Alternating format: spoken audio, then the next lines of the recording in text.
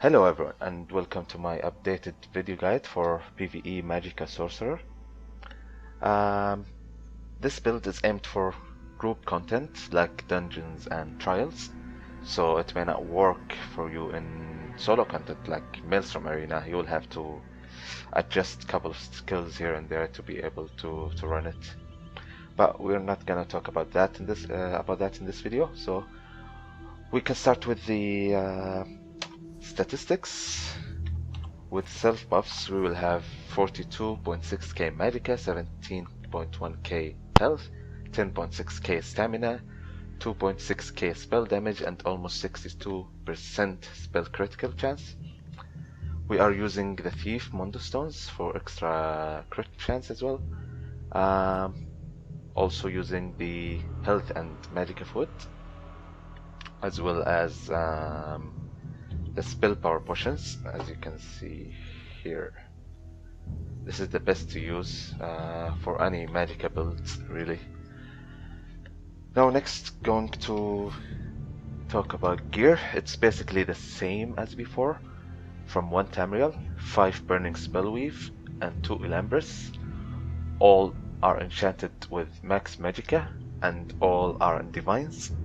Make sure to have heavy and medium pieces on Elambris to get benefit of the Undaunted bonus over here, the Undaunted metal. And we have 4 Moondancer, 3 Jewelry, all enchanted with spell damage, and 1 staff, actually 2. We are using Lightning Staff for AoE fights, and we're gonna use the Infernus Staff for single target fights. Both staves are enchanted with the increased weapon and spell damage by 350 for 5 seconds, and both weapons should be encharpened. Precise works, I mean, with the raid buffs, the precise can get close to what sharpened can get you. On our back bar we have sharpened Maelstrom Infernus Staff. This is like best in slot. You could use lightning, I guess, since the new buffs to concussion that deals minor vulnerability, and it, like the wall of lightning as well, can set enemies off balance. That's actually becoming a thing now, so it's not a bad choice to have lightning here. But of course Infernus stays the best. Yeah, that's for the gear. Going now for the skills. Now this is where changes have happened. Basically we have changed, well, not really changed, but I mean, in some fights we're gonna use the volatile familiar instead of the bandages. It deals really high amount of damage. Like, without Daedric Prey, without, let's say, Necropotence, it can deal up to like 4 to 5k DPS single target. But as you may know, like some fights in Mauve Lorcage where one-shot mechanics exist, like first boss, this bit will not survive that. I mean, you will either have to recast it again or just take it out completely and have bound ages instead. It is still good. It's like, when it comes to DPS, it is better than using bound ages, but it's just situational that there are some bosses that we cannot really use this familiar. And as you can see, we have changed the curse, like Felicia's Curse from 1 Tamriel. Now it's called Haunting Curse, and it is like 2 explosions with 1 cast. Basically, when you cast it, 3.5 seconds later it will hit for first explosion, and then 8.5 seconds after that will explode again. So an overall duration of 12 seconds, and that's why we have it now on back bar, and we have the Mage's Wrath on the main bar. By doing this, we can have a fixed rotation for our sorcerer. We'll talk about that. So, Mage's Wrath, Force Pulse, Crystal Fragment, Volatile Familiar, Inner Light, and Shooting Star. On your back bar, Liquid Lightning, Haunting Curse, Blockade of Fire, Volatile Familiar, and Rearming Trap. This is a flex spot, really. You can either have, like, if you can't be in melee range of the boss, you will use Inner Light instead here. And if you needed a shield, if you are going for a safe run or a high score that sometimes shield can be useful, you will go with either Ward from Sorcerer or the Harness Magicka. But what I prefer really is having Rearming Trap, since it buffs our critical damage by actually quite a lot. I think it can give up to 3k DPS, which is really, really nice. And of course we have the Fire Rage on our back bar. As for passives, we are basically taking anything that is relative, all the class passives and all destruction staff passives, light armor passives. We are vampires, so we could benefit from this supernatural recovery. It's nice little 10% more recovery for our Magicka. This is also good to survive more when you are at low health. Then we have the Mage's Guild passives and Fighter's Guild passives. Basically, yeah, this one what matters to us. The ultimate regen when we kill undead or Daedra or werewolves. Also the Undaunted Metal from here. This one is also useful if you are using synergies. Of course, racial passives and the alchemy passive medicinal use for the extra duration of our potions. Also, before I forget, the reason why we are using two saves, Inferno and Lightning, is because of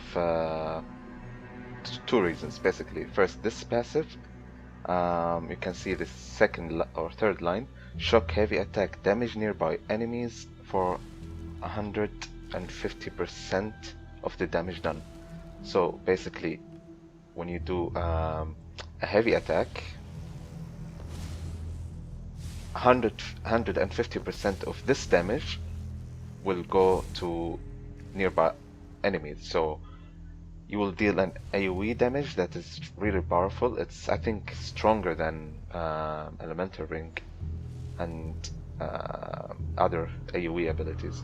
It's really powerful, and I think it has like 6 meter range or radius that you can hit enemies with, which is quite nice. So like there's no better reason than using this. Plus you are safe while doing heavy attacks from a distance. And the second reason is for this passive here, Ancient Knowledge. Lightning Staff increases your damage done with area of effect abilities. This is area of effect abilities. This is area of effect abilities. This is area of effect ability, and this is as well the Fire Rage. Like all our AoE damage is getting buffed by the Lightning Staff, which is like makes the lightning using Lightning Staff for AoE is even better. And for the Infernus Staff, if we equip it here,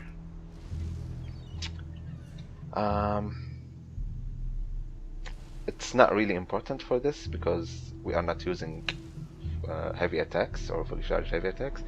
It's here. Flame Staff increases your damage done with single target abilities by 8%. So basically your abilities going from like Force Pulse, Crystal Fragment, Mage's Wrath, Curse, I think, all of these are single target abilities, plus your light attacks.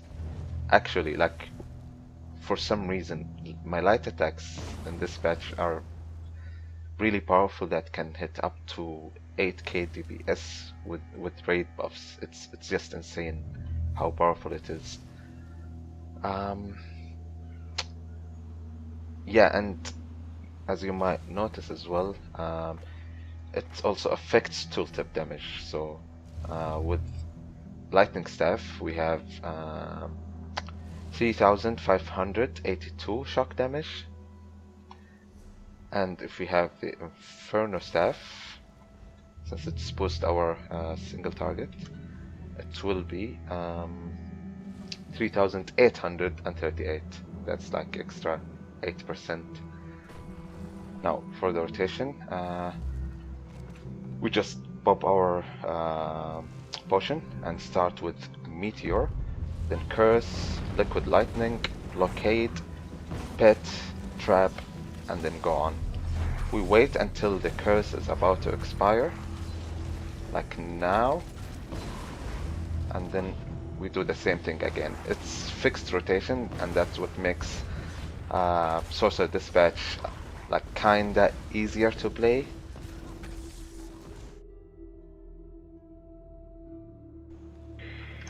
Yep, I missed only this piece. I have the bridge, I have the Groder helmet, so just miss it, just.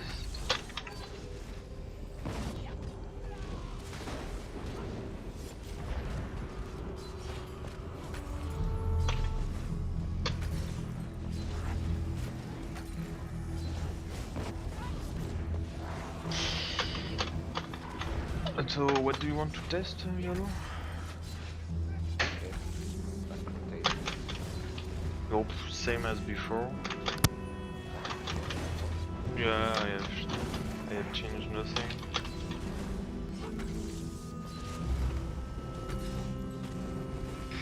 There are no useful skill. The scaling run still shit. And no other thing. My own.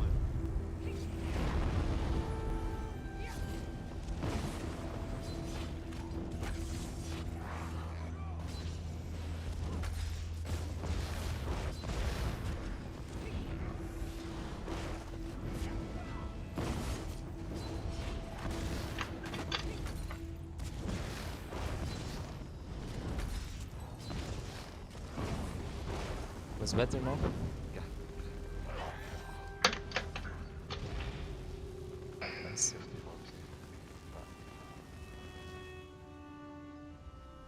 And that's pretty much it. I think Sorcerer now is even more powerful with